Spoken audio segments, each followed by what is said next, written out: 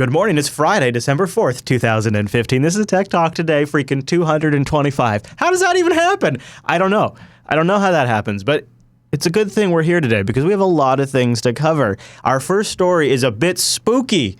Even though it's December, it's a little spooky. So let's get started by bringing in our Mumble Room. Time appropriate greeting, Mumble Room. Hello. Appropriate greeting. Tip, tip. And Ange. Hello. So you're in the Mumble Room this week. How does that feel, Ange? Do you feel like you're like more like disconnected and just like an observant voice out in space, or does it feel just like regularly doing the show? It's going to be, it's weird, but I'm happy for it because I think we might have to do Women's Tech Radios this way for a little while. So I actually was curious how it was going to feel. Oh, well, that's interesting. Well, I'll get you a different mic before you do Women's Tech Radio. All right. Okay. So now I related to these people until I realized they're Canadian, and now I don't relate to them at all. But before then, I'm kidding. Before then, I really felt for these people because I went through this on the road trip. This is a bigger deal than I think people realize, and so I wanted to start this week with this story, not because it's news breaking and it's just boom, boom, boom, because really there's nothing too huge this week, but because I think if you stop and think about it, it puts cloud computing and smartphones and all of that stuff in a little more perspective. There is a town that has no cell phone services and just lost its internet service provider. In Stewart, BC, residents are going without internet 4 weeks. Are you guys freaking out? Get ready. It's for weeks. Anyways, okay. No, you're not freaking out? I'm kind of freaking out. Their broadband provider shut down, leaving the remote Canadian district of about 500 residents with severely limited access to the internet. It may take at least a few weeks to get replacement for their internet service provider who went out of business. Like TELUS is going to be coming in there. But, you know, I look at this story, and I think to myself, all of this talk about Uber and disruption and apps and all of the money going into these companies right now and how none of it matters, how the cloud doesn't matter, how Google's data collection stops mattering when you do not have internet service. And this is an extremely common thing throughout the United States. I drove through huge portions of South Dakota and North Dakota and Montana and Wyoming. These are large states, especially Montana, with no internet, no cell signal, nothing. And I'm talking four different service providers. Nothing. Sounds like being at my mom's house. Yeah, or your mom's house. Yeah, there's even areas around us, isn't there? Yeah, where I'm staying at right now, one cell provider works out of all of them. It is not that far. You don't have to go that far, and all of a sudden, all of the progress in the whole smartphone revolution that we're all caught up in right now feels like it's completely undone. And this article of ours, I'll have it linked in the show notes if you guys want to go read it, kind of brought that home to me. Daredevil, your thoughts, sir? This type of situation is exactly what made EU sign a deal with China, because apparently there's like 800 million people uncovered between both areas. Yeah. And look at that number, you think, oh my God, 800 million is a big number. And it reminds me, you know, what you see like North Ranger saying most cell phone providers get away with saying 90% coverage of the nation because they put it around where like the most populated regions are. I don't know what so the few folks that do have internet service in this town are like the mayor. The mayor's office is online via satellite. So her name is Burke. Burke said she's their last name still has satellite internet at home, and she's happy with the service except for the data caps that are on the service, which caused her to disable automatic updates on her home computers and the mayor's office computers. So no security updates. That's the other thing. Daredevil, your other thought? The other question is how much they actually use. I mean, if it's such a remote region, usually people that are so isolated or not so connected, there is either a massive usage comparative to the rest of the population, or none, or a very little. None, exactly, because now they have other things to do. Yeah, that's true. So, well, if the business went down, probably the usage wasn't so high to justify the existence of the business. Let's talk about data caps. Let's talk about data caps. These are a hot button issue right now, and Comcast is testing the limits with its new innovative streaming service called Stream. Yeah, Comcast has launched Stream, and guess what? When you stream things from Comcast Stream, it doesn't count against your cap. That's right. Comcast services.com. No problem. Oh, you only can do 300 gigabytes. Don't worry. Stop watching Netflix, stop watching YouTube, and watch it from stream. That doesn't count against your cap. So, of course, TechDirt thought, this sounds a little like anti-net neutrality going on. These net neutrality rules just got put in place. What the hell is going on here? So, some journalists reached out to Comcast's spokesholes, and the company is commenting. Now, just if you're not quite familiar with its creatively named video service called Stream, Stream provides Comcast broadband-only users with a $15 service a month that includes live TV, video on demand, and HBO. It's Comcast's new way of saying, hey, cut the cord a little differently. And when Comcast was contacted about it, they said, no, Stream is an IP cable service delivered over our managed network to the home. Stream TV is cable streaming delivered over our own cable system, not over the internet. Therefore, Stream TV data usage will not be counted towards your Xfinity Internet monthly data usage. Because you see, it's over their own network. It's over their cable network, not over the expensive interconnects, which they own. Its caps are now Comcast caps now cover an estimated 12% of its user base, and that's growing. They show no signs of slowing down anytime soon, with dozens of more markets slated for caps starting on December 1st, actually. And there were some vague rumors the FCC was watching Comcast cap expansion plans, but really they've done nothing so far.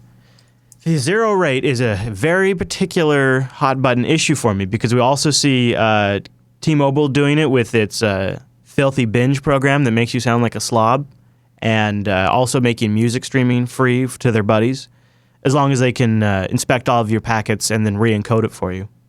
And Daredevil, in this free kind of stuff, the zero rating or whatever you want to call it, this is an interesting twist to the net neutrality debate, isn't it?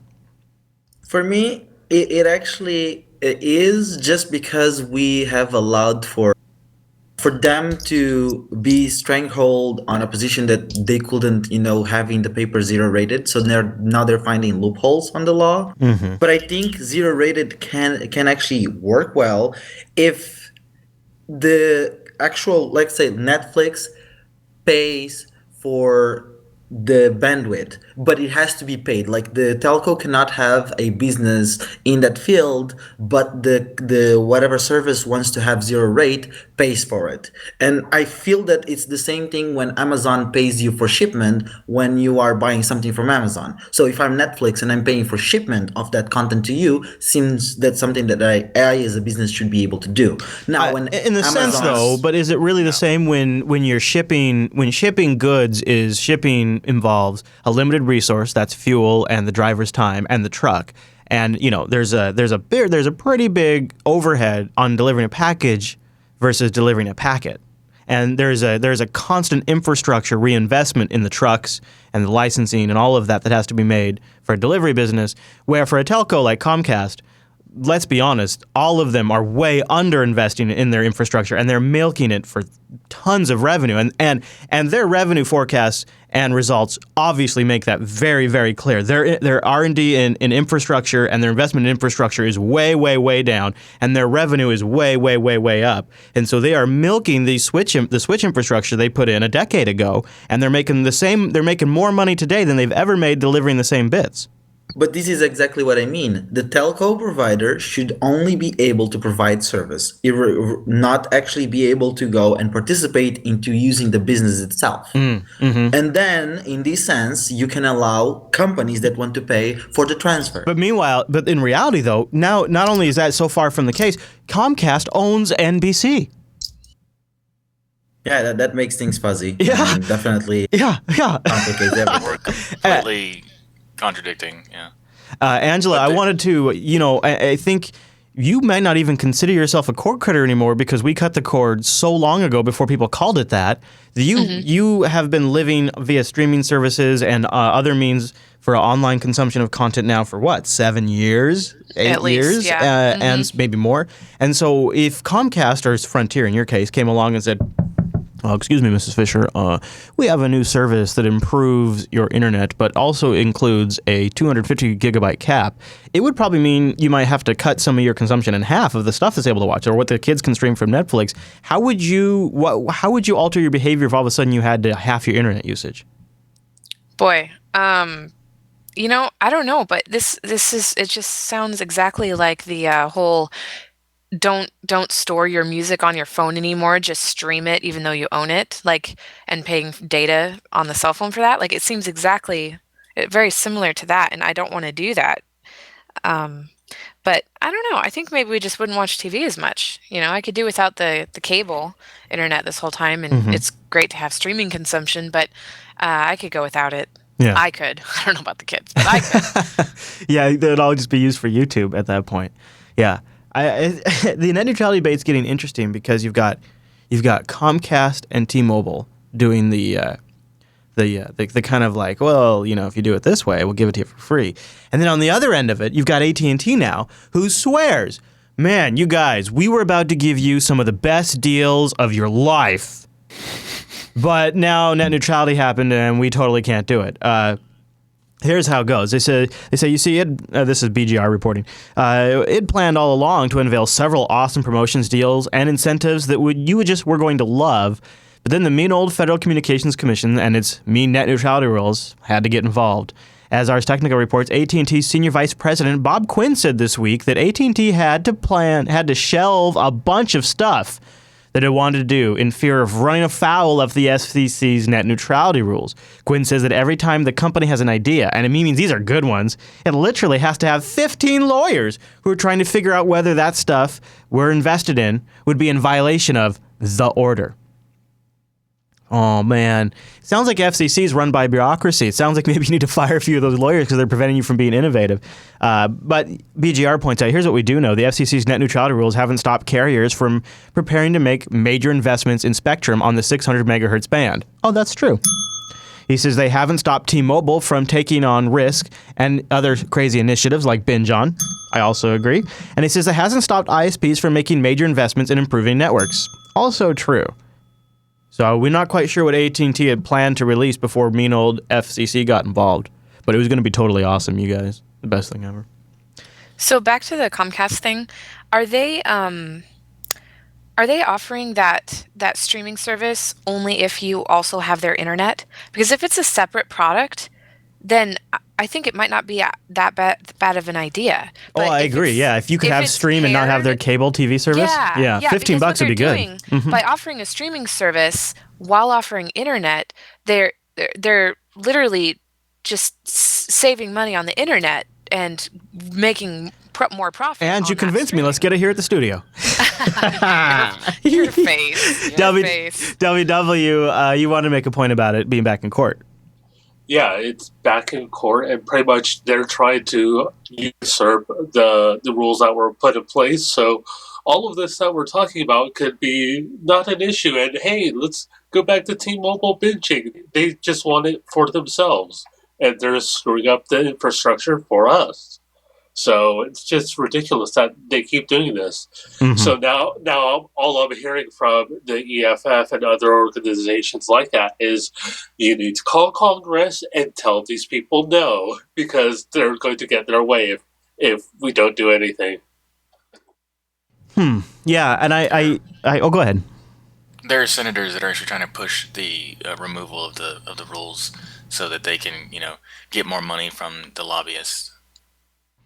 I wanted to pick up on the EFF point for a second because I think that's actually interesting. So the EFF is trying to raise awareness about several things, and we're going to have to just wait and see where this net neutrality issue goes. It's going to be in and out of the courts probably for years, and there's going to be times where it looks like it's on the ropes, and it's going to look like times where industry's on the ropes. But I wanted to shift gears while we're talking about the EFF and mention they're trying to raise awareness about Chromebooks tracking students in schools, not because of tracking search results, but because the Chrome Sync feature is turned on by default on Chromebooks that ship to schools. And this allows Google to track and store on its servers and data mine for non-advertising purposes records of every internet site the student visits, every search term they use, the results they click on, videos they look for and watch on YouTube, and their saved passwords. Also, Google doesn't first obtain permission to do this, which is interesting because there's a report today by NBC that Chromebooks are frickin' crushing it in schools now. Chromebooks have been more than 50% of the devices sold into U.S. K through 12 education, and so there have been more Chromebooks sold than any other devices combined. And we're getting to the point where over 30,000 devices are deployed each day into U.S. schools. What's been really interesting is that if you look a couple of years ago, we were only at about 2% of the market. It's been amazing to us to see that growth happen just in that short amount of time. An interesting thing, though, is that it's actually expanding the market. And so if you look at the overall market for devices in education, it's expanded by quite a bit, and Chromebooks have actually taken a lot of that expansion. I think what makes a Chromebook unique is the simplicity. It's easy for any user to use it. The shareability, multiple users can use it very, very securely and very easily, and the manageability. But then it's what you do with those devices that's really important. That's where Google Apps for Education and Classroom has really come in. Over 50 million students are using Google Apps for Education to do things like, for example, have shared documents between 50 million. multiple students or the students and the teacher, and those work very seamlessly on the Chromebook. And we've just introduced Google Classroom, which you can think of as the thing that coordinates all of this, and it's the dashboard that a teacher can go to manage their entire classroom. One of the great things with Chromebooks is you can individualize education and actually teach to the level of the student. A lot of us, when we went to school, we were in the kind of classroom where you had 30 students in the classroom. The teacher would have to explain the same thing to 30 students. If you didn't get the concept, they would just move on to the next. That was the way you had to teach. We're looking at a very different way of learning. The thing that really excites me is my daughter actually just started kindergarten. And she's actually in a school that's using Chromebooks. And it's been really interesting for me to see how her education is now individualized, how she can challenge herself where she's ready, she can get extra help where she's not ready. And that's been really amazing to see. And so it really even affects me at a personal level. So Chromebooks are crushing it, you guys. This is ridiculous. Make up half of the devices in classrooms now. Frickin' Chromebooks. And all of them coming with Google Apps accounts and Google Chrome Sync. It's wonderful. It's amazing. Daredevil, I'll let you go first. Have at it, sir. I think at this point, Google needs to offer some money to Facebook because, after all, Facebook desensitized us on sending our data to these companies in the massive scale that we're doing. So Chromebooks now actually have a chance of succeeding. It is. They should just make an offer to Facebook. And it's an impossible scenario for the school districts to deny, because there are organizations out there that come to the school districts and say, we will sell you a managed Chromebook program. You'll get a full dashboard. You can manage all of the students' accounts, all of the teacher stuff. Students will be able to work from home or school. All of their work will be synchronized. No more forgetting documents. No more thumb drives that bring viruses in from home and infect the school district. And as long as you buy our managed Chromebook program, every Chromebook that gets damaged we'll replace for free. We have a revolving replacement program. We replace these Chromebooks. And there's just simply no way a school can say no to $200 per device versus $800 a device, or even $699 if you get a really cheap MacBook at educational discount, or anything like that. I mean, it is such an attractive offer, and it doesn't have any of the Windows management problems. It doesn't have the malware issues that Windows has. And it's powered by Linux. So it is such an attractive solution. It's just that issue of that damn tracking. It's just I don't know. Ange, what do you think if next year Dylan goes into class and they issue him a Chromebook? How do you feel about that? I would be excited about it. I'm not too worried, about at his age. Maybe if he were a little older, it might be a little weird, but I think it would be fine. So, and this is just I hate to sort of play this role because I almost feel like I'm devil's advocate in here, but I'll fry a little bacon. How do you feel about the fact that Google will literally have a record of everything Dylan has done online from the age of 7 forward? So when he's 45 years old, he'll have that entire history. Well, I mean, what would it really be used for? Like, I don't know. I have no. I'm just asking. I don't know. I mean, yeah, that is creepy, but it's used for marketing purposes might be fine-ish. What if it is used to model his personality so that they can better generate him real-time alerts to let him know when he needs to leave for work or when something in his inbox is important that he needs to respond to, and they can tell him that because they can model his personality based on 40 years of observation. Isn't that why we authorize? Isn't that why we sign terms and conditions? You mean because that's what we're allowing them to do. To get that kind of service or response from an app or program or whatever. I suppose. I mean, it's not necessarily bad to have that kind of insight. It's just weird because that means that someone that was never off the grid. Yeah, someone that didn't had an active choice. And people change a lot throughout their life, right? People sometimes have very radical positions that can change, or they have their religious views can change fundamentally. There can who you are when you were 20 is not necessarily who you are when you were 30 and 30 and 40 and 10 and 20, right? So there's something to being able to sort of have control over who you are and what your identity is and who I am. I see a movie in all of that. That sounds like a great movie.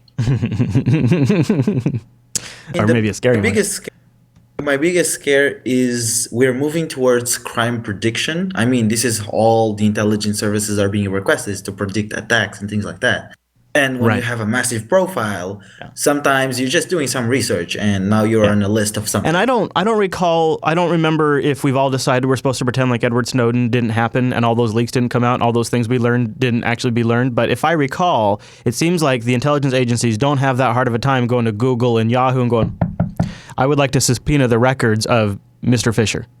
It seems like that has never been an issue for them. And so it might be a little bit of a stretch, but it's worth considering that in some regard, the information that these companies collect is available to the federal government. And now we have laws on the books called CISA, which allows the federal government to share all of that information and completely indemnifies the companies for sharing it. Now, I'm not saying that's going to happen. I am saying those are actual facts that we do know exist. And so it just is up to the people that are managing all of this stuff and how they decide to implement those rules and what decisions they make. And so we are now all trusting the goodwill of all of the different individual companies and federal employees that are in power. It seems to me that there needs to be legislation to make it mandatory deletion at one certain time, that at least the person has some way of fighting these in court. Otherwise, it will always be like that. Trust and trust and trust. And so I feel like, in the case of our kids, for Ange and I, we've already let our kids online. And, Dylan has access to YouTube and a Minecraft account. I mean, the process has already started. And maybe this is just perhaps the new reality of 2015 and forward. And so I'm not saying I'm freaking out about it, but I'm just saying, okay, this is kind of the way I see it. Now we just have to be kind of practical about it. I don't know, Ange, did you have any other kind of thoughts in that regard? I'm sorry, I was distracted. Oh, nice. All right. Well, let's shift gears and talk about something that is fascinating from a sort of server licensing standpoint. Software pricing has been in massive flux in the last few years, and server-grade software has not been immune to this flux. Windows Server 2016 is moving to a per-core, not per-socket licensing, per core. And remember, we're talking like these server Xeon chips where 12 cores is not uncommon. Not uncommon at all, and then you include hyperthreading. Windows Server 2016, not likely to arrive until the second half of next year, is going to shake up the way Microsoft licenses its server operating systems, moving away from per-socket licensing to per-core. It says the two main additions here, which you may or may not be familiar with if you're not in this world, are standard, and data center. There's some other variations, but standard and data center are the two ones that they sell the most of. They had identical features in the past with Server 2012. It only differed in two terms. Like in the number of virtual machines that you could run, standard supported 2 VMs only, in addition to the host, right? Data center was unlimited VMs. That was like the big thing. Otherwise, I think they're pretty much identical. And you just paid more if you wanted unlimited VMs. Starting with Windows Server 2016, it reinstates the functional difference between standard and data center editions. Data center will include additional storage replication capabilities, a new network stack with richer virtualization options, shielded virtual machines that protect the content of the virtual machine from the administrator of the host operating system. Those won't be in standard. And then in second is the licensing. Per core instead of per socket. In 2016, if you use a 2-core pack with the license cost of each 2016 pack being 1/8 the price of the corresponding 2-socket pack of 2012. You guys following this all so far? It's really simple. Each system running Windows Server 2016 must have a minimum of 8 cores, or, a minimum of 16 cores if you get the 8 packs per system. Really, guys, it's super simple. And Microsoft doesn't understand why you don't get it, because this is now just going to be like how they charge for SQL Server. In other words, very expensive. Microsoft is making it very expensive. By the way, have you heard of Azure? Go check that out. Just wanted to note that. I thought that was interesting. And I'm not sure if anybody really has any comments. I just kind of poke Microsoft a little bit because I'm still shocked that they have not figured out how to simplify their software licensing in a way that appeals to people that have to implement the software and buy it. It is one of the most frustrating things to work with in the technology field is Microsoft licensing. And here they are making it even more complicated. Mini rant over, but while we're talking about Microsoft, let's talk about Ballmer. Ballmer says things, and he has some strong opinions about the direction of Microsoft's mobile strategy. So you guys may or may not have heard about Project Astoria. It's not received well, and it's not going very well, but the hope was to build Windows 10 apps and make them universal and port over to Android super easy. Who would want to do it? Who knows, but that was their hope, is to make it really easy to move Windows universal apps over to Android. And Ballmer says this is probably not a good idea. He says it won't work, is the actual quote. Instead, he suggested Windows phones should run Android apps natively, which is a dramatic departure from the way he used to talk about things when he was CEO. And I don't know, do we have any Windows Phone users in the mumble room? Sometimes we do in the morning here. Yeah? No? They're trying to get their phones to work. This is an interesting idea. Actually being able to natively run Android apps on Windows Mobile. What if, because we've seen BlackBerry try this, we've seen others try this. What if you took the resources of Microsoft and really made it a slick experience and really made Android apps full-fledged first-class citizens on the they wouldn't look like Windows Mobile. But Daredevil, what do you think? Would that maybe help? I already made a prediction here in Mumble, but I don't think I did it on the show, so I'm doing it right now. You can 5 to 10 years, but actually more in the line of 5 years. Microsoft will have a Linux distribution with a proprietary shell on top. What? And this is what's going to happen. Dude, you're going full crazy. Now, hold on. I got to fry some bacon. That is, you're telling me Microsoft is going to release a distribution of Linux with like some Windows UI, like Window Manager on top of it? Yeah, exactly. Like a Windows experience on top. Because just look it up. What they're doing right now is I'll go look it up. They're buying Android apps. They're buying Android apps. They are porting it to their system, and they have massive contributions to the kernel. They have their server infrastructure now on Linux too. It seems like they're just getting the experience on how to develop Linux. Here's what I think. I think they're going to go all in on Android. I think it wouldn't be too surprising to see Android apps running on Windows Mobile. I think that could happen. And in fact, this might even be a plant. Now I'm throwing some bacon down. What if Ballmer is still talking to people at Microsoft? Here's a crazy idea. What if maybe a few people still tell him what's up and he knows what's coming, and now he's like, well, now I get to go out there and be the guy. He's like Woz for Apple. Woz goes out there and says something crazy about Apple. Everybody gets all upset, and then Apple goes and does, and everybody's like, oh, good guy Apple. Like that wasn't totally coming. Woz is still on the payroll. I bet Ballmer's still on the payroll. We should look this up. I bet dude's still getting paid. I bet dude's supposed to go out there and say stuff like this, and then we all start, oh, that's a good idea. That's a good idea. And then Microsoft does it, and they've already greased the thing like butter. It all slides down into our mouths, and we eat it deliciously. I think that's what's going on here. Microsoft's buttering us up for something that's coming down the road so that way they can shove it down our mouth. That's going to happen. Now, this desktop Linux business you're talking about, that's crazy. I'll tell you what's going to happen to the Windows desktop. Here's my prediction. Microsoft's going to come up with some Azure-inspired server software.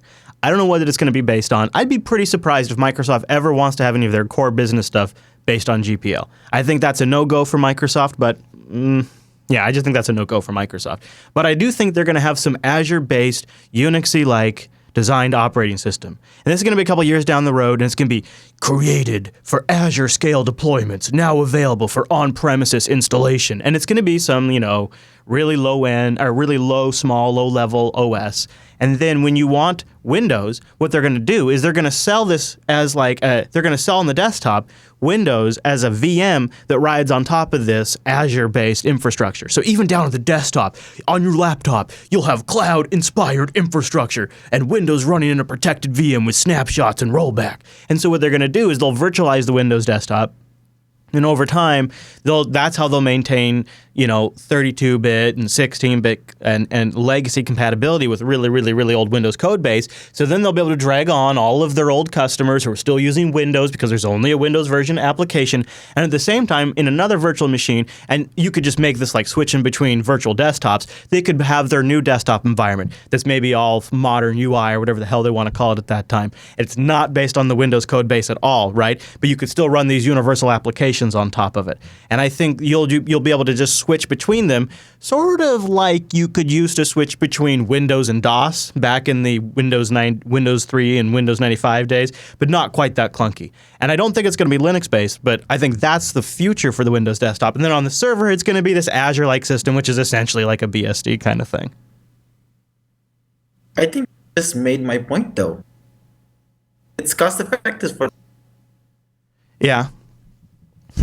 I mean, they will be not having to deal with too much of the worries because there's a lot of people developing Linux. They would be focusing on the experience. They would have these pretty much terminal which you're renting, and you're using your personal account. We're moving to a world of personal accounts, not personal computer. And there's going to be more and more things that are like, just like created for Azure that will just work on the same thing. Exactly. So from that standpoint, it seems to me that, they building a Windows shell, a proprietary shell on top to say this is a Windows product, a Microsoft product. And then you have, whatever just runs. Linux is the main contender out there.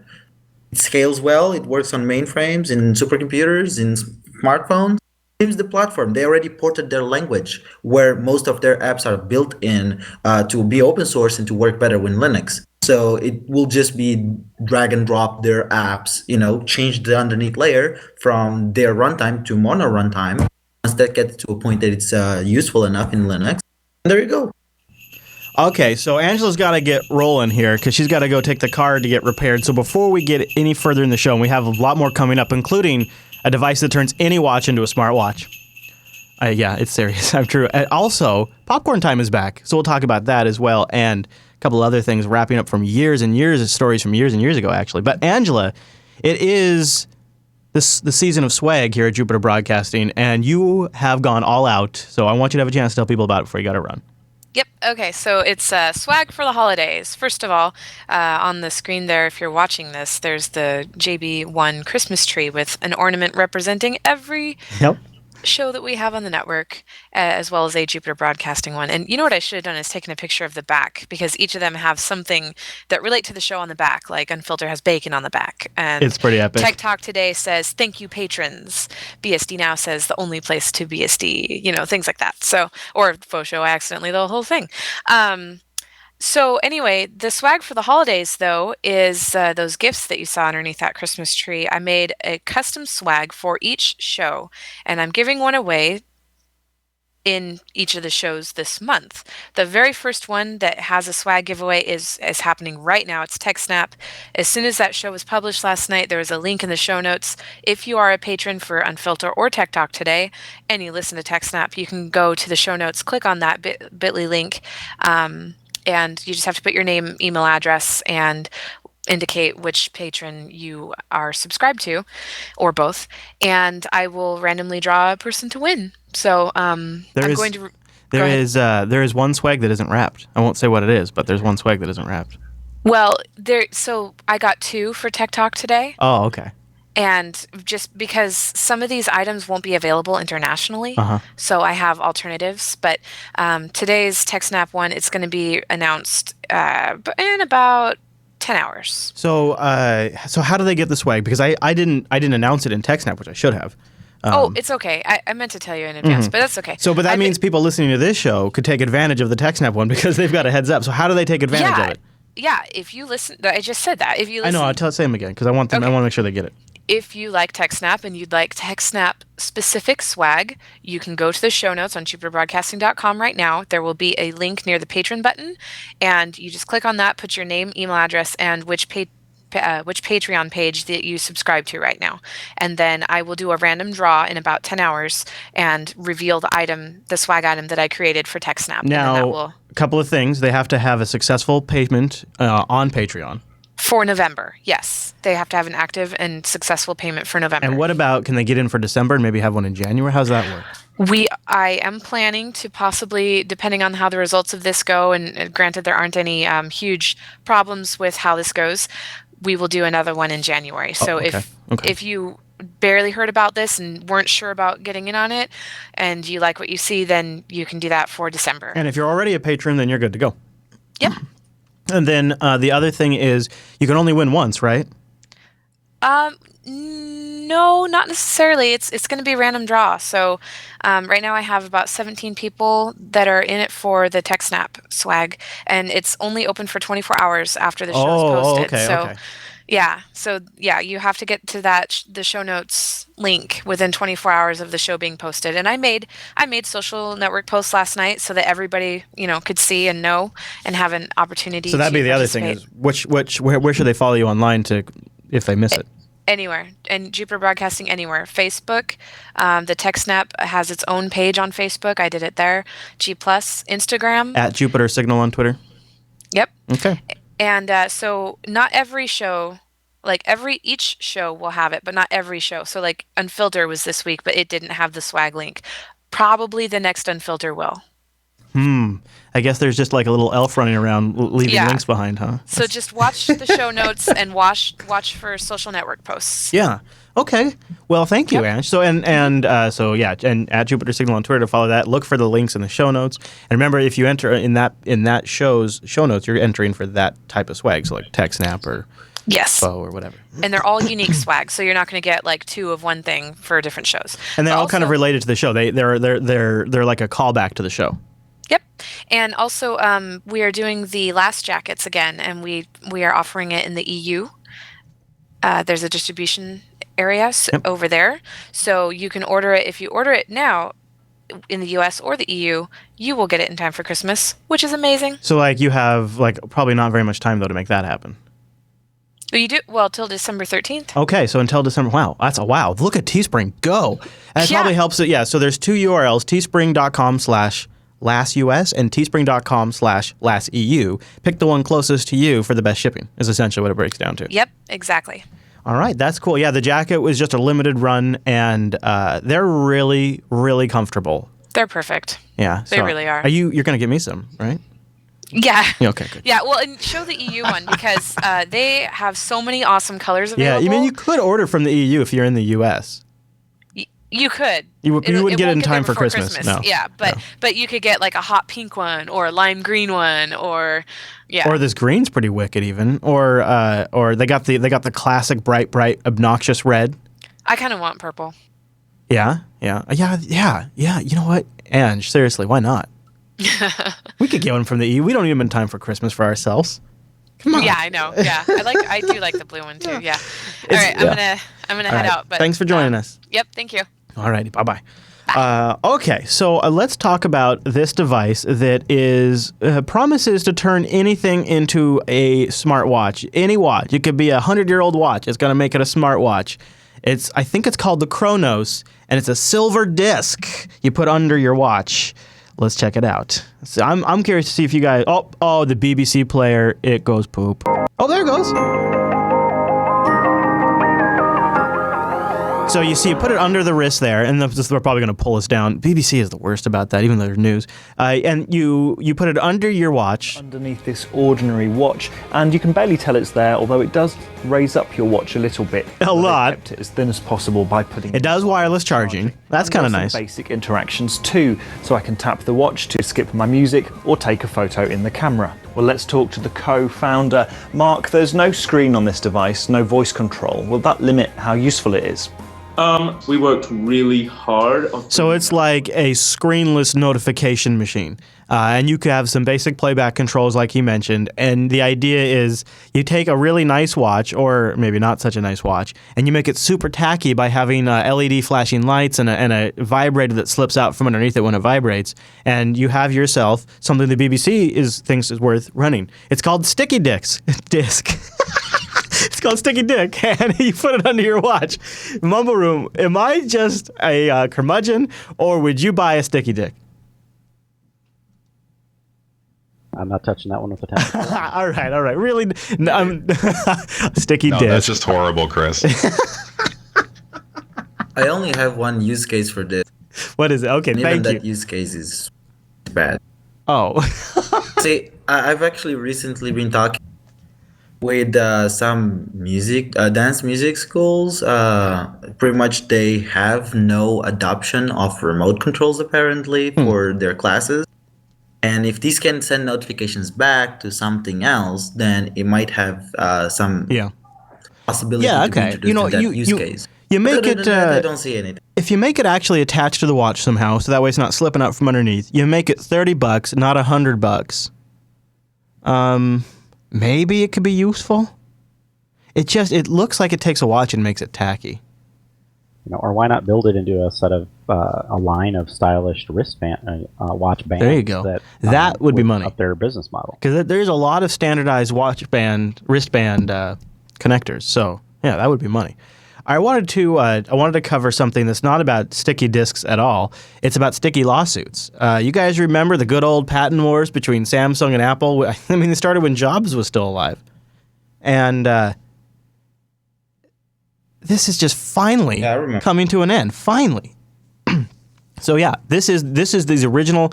After almost 5 years after Apple originally sued Samsung for infringing smartphone patents, it seems like the South Korean manufacturer is going to have to pay up. In a joint court statement from both companies, Samsung has confirmed they will pay Apple $548 million before December 14th if it receives a good old invoice from the iPhone maker before this weekend. Apple originally sued Samsung in the spring of 2011. Which was one of many cases. In 2012, a court found in Apple's favor, judging that Samsung had infringed on the company's patents for features such as tap to zoom and multi-touch gestures. Apple asked for $2.5 billion. Since then, they're way more rich, and so they don't care about money as much. And so they were awarded $1 billion. But after various appeals from Samsung, both parties bounced back figures here over there over the years, and Samsung has finally whittled it down to $930 million, and then finally they got it down to $548 million in May of this year. And so now they have to pay up. Even though they think they might fight it still, they're going to have to pay up. There you go. Isn't it funny, after 5 years and all this crap in the press and all of the fanboys taking their different positions, after all of the millions of dollars these clown companies spent in the clown court system, it comes down to, send us an invoice. And we'll write you a check. Like, after all of this complex legal stuff and all of these lawyers and all of this news, it just comes down to, just send us an invoice. Isn't that weird? That's just weird. We know where the real problem is. It's in the justice system. The real problem is in the justice system, unfortunately. And companies like Samsung, I mean, in one way, it was bad that they had to do it for 5 years, but I'm glad that they did it just for one single reason. At least they fought and they lowered that price. Imagine if you were a smaller company.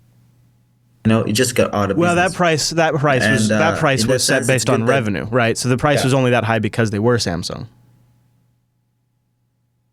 Yeah, but at the same token, it's like, come on. It's not something super unique. I guess. The studies even show that the things that should have been patented were already patented. Yeah, I agree with you on that. Or something like that. I agree. I think, I recall, though, I remember when this lawsuit really started blowing up back then, and I went out that Christmas and I got a really good deal on a Samsung Galaxy Tab, and I was curious what it was like compared to the iPad or something. I can't remember really at the time. I was just curious what it was like, and I remember taking it home, and I almost felt dirty using it because I remember booting it up, and it was like they had used even the same icons, and they had completely ripped off the launcher, and they even ripped off the 30-pin connector. They made their own proprietary 30-pin Samsung connector, and like the camera, the camera app, and every single the app store, and all of it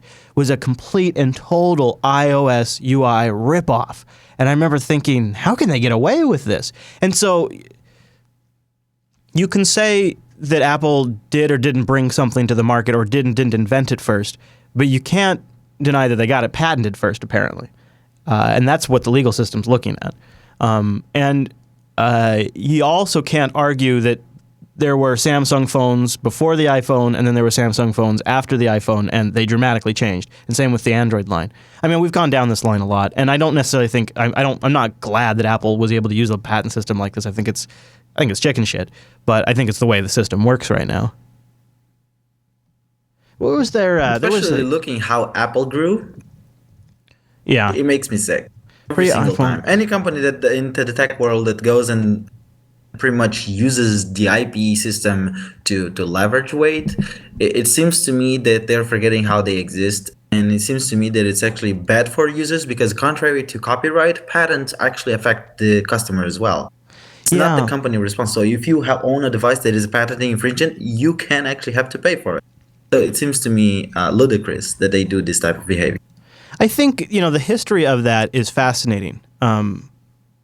There is a really interesting history in Apple where they were very patent poor, and they really didn't patent much at all. And then I can't remember exactly, but I think they got the snot beat out of them in the legal system by Adobe over the laser printer that Apple shipped. I can't remember exactly, PostScript, or I can't remember exactly what it was that got them. This is so long ago now. That got them in the legal system, and Apple was just taken to the washers. Like they were just beat to hell. And then after that, they started amassing an incredible patent war chest, and just started patenting everything. That was the line from Steve Jobs: "We're going to patent everything." And I think they realized they got to a size where you just can't not use the system because otherwise you just get creamed. I mean, I think what the issue is the system. And I go back to the reason why at the same level though, I don't like totally downplaying the innovation that Apple did bring to the market. When they released the iPhone, Steve Ballmer laughed at it. And people said that, it didn't have a keyboard, it was never going to work. And the number one complaint was the screen was too big. The 3.5-inch screen was too big. And there was there were Android devices before the iPhone was launched, and then there was Android devices after the iPhone was launched.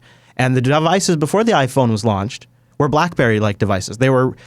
Android was essentially ripping off BlackBerry. That's why the first Android devices shipped with a ball pointer mouse thingy, because they were so far down that path.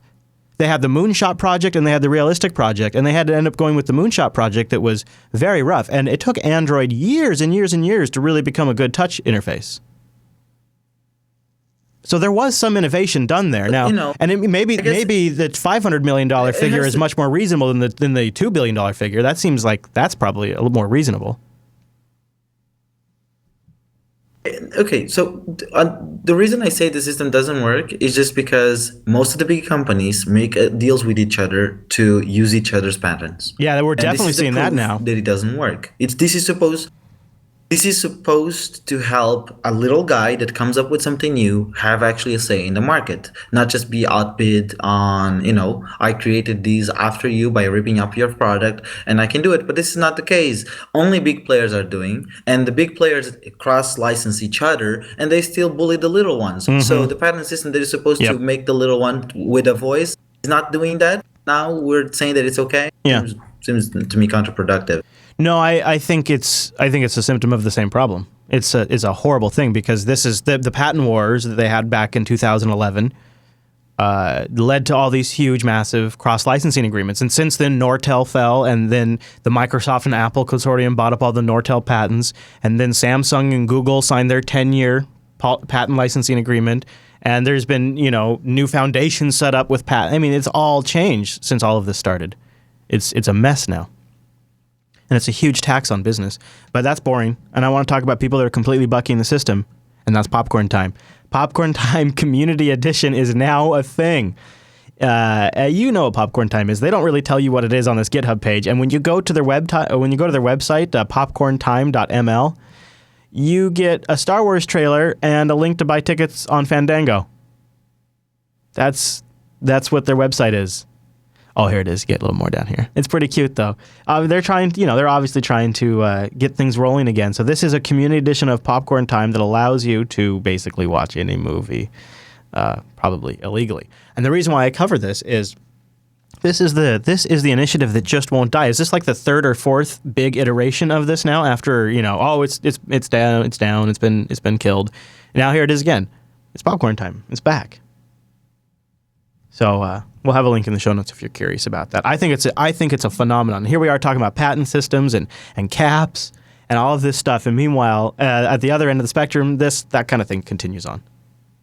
It's like two different worlds out there. This is one of the magics about GPL is that it, or actually any free software license, is that invalidates patent. Mm-hmm. Well, if you make it first and you publish first, it invalidates the ability of patenting that. And not only is it a patent solution, but look at how resilient it is to the MPAA and all of their efforts to shut it down and get it out of the system. But the code is open and it's out there and it's been shared, and so people just keep restarting it. And they even acknowledge the original project on their GitHub page, saying we wouldn't be here if it wasn't for the original code. You can't kill the idea. So, and there's code out there now. Like, there's nothing they can do. They can keep shutting down individual GitHub pages or backend infrastructures or VPN providers or trackers or whatever, but it just keeps happening. And then people over things like Reddit and social media can easily tell new users about it, and it gets a whole new user base within 2 days. It's back up and running. I find it to be astonishing, and I think it's only possible because it's open source. You couldn't have done this with something that was closed source, and when you killed the original project and the infrastructure behind it, it would be gone. It'd be done. But because this runs over a peer-to-peer file sharing system, and the front end code is open source, it can't stop the signal, man.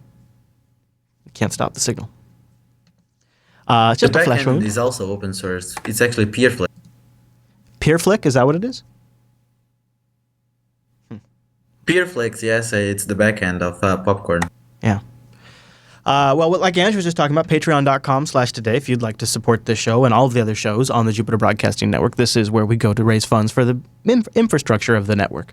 Patreon.com/today. Get involved in the swag giveaway. And there's also swag club members.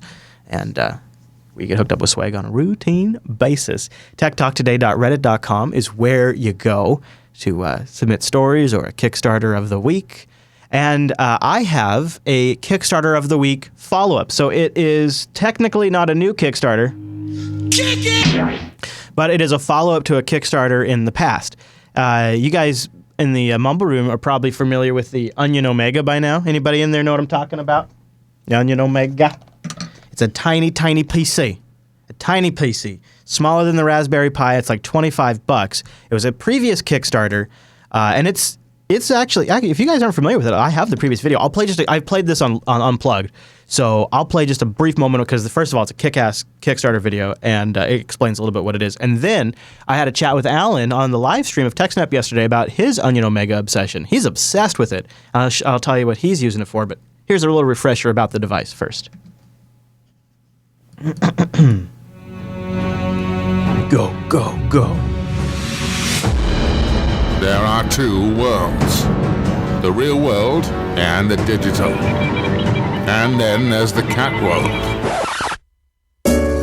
Oh, the lovely cat world.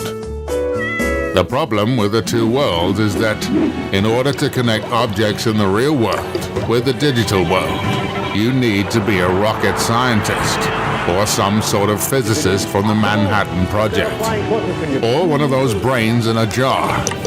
But not anymore. Meet Onion.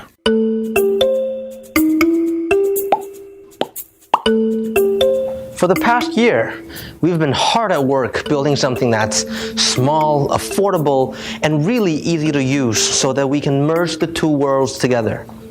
We wanted to be like Tony Stark and be able to build whatever comes to our mind without learning how to build these things.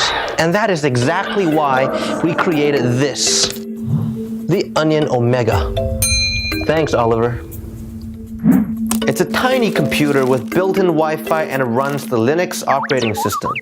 This little bad boy lets you create connected devices in environments that you're already familiar with, using tools such as SSH, Git, and NPM. And it also allows you to write software in Python, Node.js, PHP, or whatever language you feel comfortable with. So it really is tiny, tiny. And then it has a series of expansion docks that add different functionality to it. And I was just getting mine out of the box. And this is just a casual chat I was having with Alan in between segments on the TechSnap show. And we live stream that every Thursday at 1 p.m. Pacific. And in between segments, we sometimes just chit-chat about stuff. And we don't ever release that. It's just sort of the format of the TechSnap show. But I did happen to capture a little bit of our sort of off-the-cuff casual chat. And I wanted to play it for you because Alan has turned into a hardcore Onion Omega fan, and he is doing some really slick stuff with his. Okay, Alan, so I've got the Onion Omega here. And I got the dock and the mini dock. Do you have the Ethernet expansion, though? I don't think so. And what the hell can I do with this thing that's worth doing? That's my question, because I was thinking about trying to talk about it on last, but I don't have anything to say. Well, you didn't buy any of the useful expansions by the sound of it. I guess not. I got what I have here. Wi-Fi. So what I have here, yeah, and it looks like I have USB and maybe micro HDMI there. No, you have a USB and the other one's a mini USB. Oh, so I don't even have HDMI out. Well, no, it doesn't have a video card. Yeah, I guess it wouldn't. It's serial only. So that USB, the small one that you use like a phone charging cable. Yeah. When you plug that into your computer, it will be a serial port. Oh. And you'll be able to connect to the device and control it. And plus, it has Wi-Fi and a web interface. And what would I do with it once I have it? What would you? Well, most of the useful things are the expansions, right? Like, there's this expansion, the relay expansion, and it lets you turn devices on and off with it. Oh, that's cool. Or there's a PWM expansion, which looks like, excuse all the wires coming out of it, but it looks like this.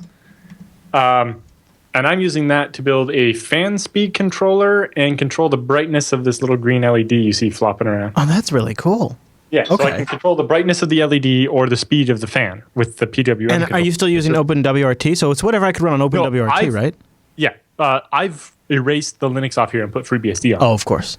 But I can flash it back as well. Because I flashed it back when I was trying to get the relays to work to turn lights on and off. Yeah.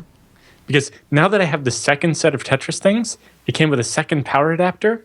And because I'm only using the one power adapter right now, I'm slightly more comfortable with splicing some stuff into the second power adapter. I see. So I might hook it up so that I can turn that on and off from the Omega. Now, not that that's all that useful. So besides turning lights on and off, like could I run a server on this thing?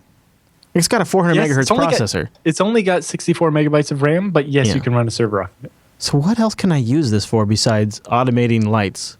Well, it's an Internet of Things device. It's designed to do something in an automated fashion. I'm probably going to hook one of mine up to do with temperature sensors and put it in my server room so I can monitor temperatures remotely. The other one. Now, are those temperature sensors sold by them, or is that something you're going to wire in? Because I know they have lots of. I'm going to get my own. Okay. And you have. But yeah, they have quite a few expansions. One of the other ones I got today was 1-inch OLED screen for just displaying little things. Oh, that's nice. So you have an Ethernet expansion? Yes, so I have. And they all stack. Do you have one near you? Yep. Let me just. So I also have a mini dock, which basically is just. It's just a mini dock. So the regular dock, here's the device, and then stacked on it, I have the Ethernet port, right? And then this is the relay for turning things on and off, and then that can just stack on top of that. That is cool. Right, and then I have the servo one, which is too tangled up for me to do something with right now. And then there's an OLED expansion. There's the servo one is meant to control like robotic arms or things like that. But I'm using it just to build a fan speed controller. So your intention is to use one to do. So you're going to have one that has like an Ethernet port on it, and then you're going to have FreeBSD running on it, and then what software are you going to use to do temperature monitoring?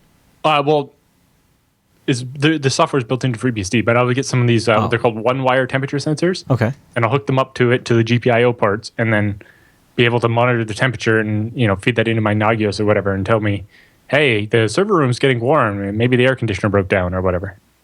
And those GPIO ports, they are exposed to the operating system as what? How does the OS know you have something plugged into which port? Right. So you see on the dock, if you don't have any expansions in, you see all the purple things labeling all the ports in the docky part. Yeah. All the ones that are just a number, those are the GPIO ports that you can hook up to do whatever. And those are exposed to the OS as? Yeah. As GPIO ports, the same as like on a Raspberry Pi, and then you just write your software to do whatever. Oh, okay. So there's like a controller on here that the OS has a driver for those ports? Yeah. Okay.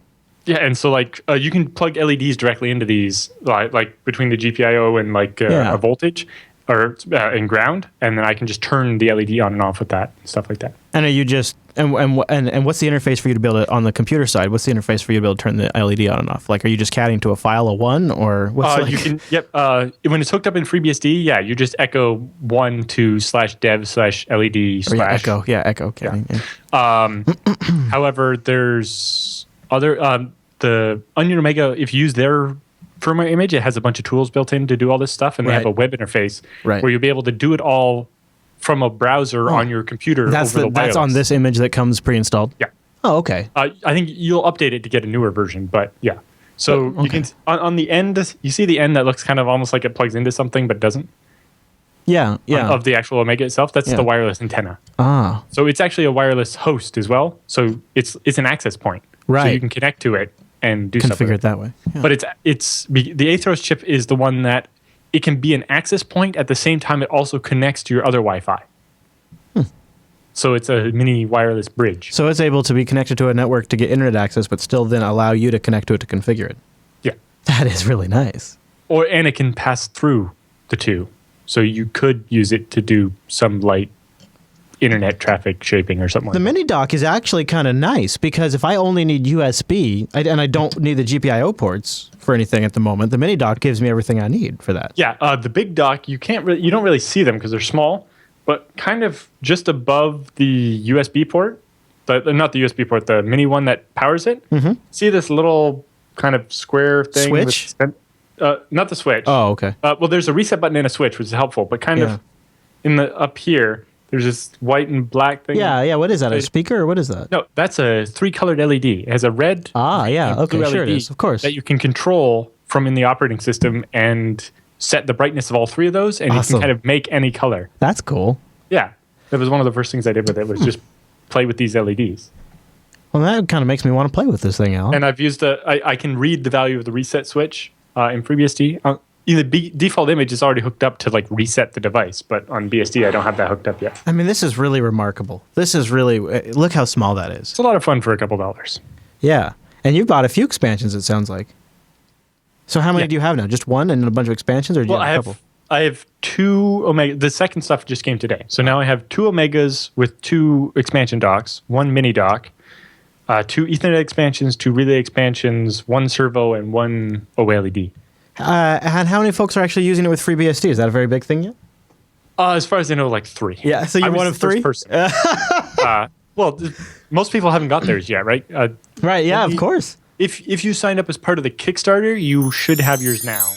That's where I got mine, is obviously I backed the Kickstarter. So there you go. I haven't really done much with it yet because I don't know what I'm going to do with a low-power machine like that. I kind of like the temperature sensor thing, especially out in the rover where it's a little prone to being sensitive to freezing. So I was kind of tempted to maybe build something out there. I don't know. And it's low power. But yeah, it's a pretty, I guess if nothing else, I'm impressed they shipped on time. The packaging was really well done. The documentation is well done. The docs are actually, you can actually get them. They're shipping. Like they're actually executing on and delivering on this Kickstarter. And at the end of the day, it is a tiny, awesome little computer that is smaller than something in the palm of your hand. It easily fits in it's a really kind of neat thing. So that's the Onion Omega, and it was fun chatting with Alan about that. So anyways, that brings us to the end of the Tech Talk Today show. I've been enjoying these Friday shows. I seriously don't know what I would have done if I was doing this show daily this week. I mean, what the hell would I have talked about this week? It's like the worst news week ever after Thanksgiving. And it's always slow. I mean, you got to respect guys like Tom Merritt who do it every day. Every day. Of course, and I also couldn't talk about Facebook 2 or 3 times a week. I once a week is about my max. So, but the Friday ones doing nice, long ones, taking our time, having fun. I think that's been really good. So I'm going to come back next Friday. Go to jupiterbroadcasting.com/calendar to get the times in your local time. I'd love to have you join us live and hang out in the Mumble Room. Thanks, Mumble Room, for being here, you guys. And don't forget about the Patreon. If you want to get on the swag giveaway, watch for those links and follow @JupiterSignal on the Twitters. All right, we got a Linux Action Show coming up later today on the stream. Big show, a lot of fun. I'm really excited for our topic. And I want to leave you with a video game intro that gets me excited every time I hear it. There is a game on the Super Nintendo that came from the arcade that was a genuinely good port, a genuinely good game. They've even recently remade it for the Xbox. And if you're of the Nintendo era when that was a product, you may remember this video game. And you got it. Let me know in the comments. Let me know in the comments if, come on, this is like the one of the best, maybe in your top 3. Is this in your top 3 Super Nintendo games or games of that? It doesn't have to be Super Nintendo, but games of that era. Leave a comment if you're over on YouTube and let me know, because I think it's maybe my number 3. So I'm wondering if it's in your top 3. It was a great game.